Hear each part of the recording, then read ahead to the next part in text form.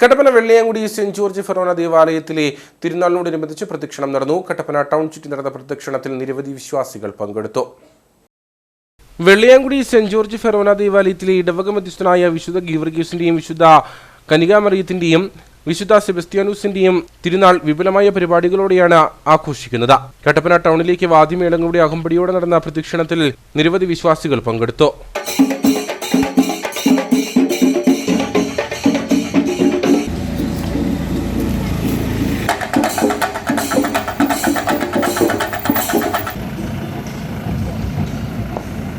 ഞായറാഴ്ച രാവിലെ 9 മണിക്ക് വിശുദ്ധ കുർബാന നടക്കും. തുടർന്ന് 10 മണിക്ക് വാഹന വെഞ്ചിരിപ്പ് നടക്കും. വൈകിട്ട് 4 മണിക്ക് ആഘോഷമായ തിരുനാൾ കുർബാനയും ക്രമീകരിച്ചിട്ടുണ്ട്. ഫാദർ ലിബിൻ മനക്കിലിട്ട് തിരുനാൾ സന്ദേശം നൽകും. തുടർന്ന് പ്രദക്ഷിണം.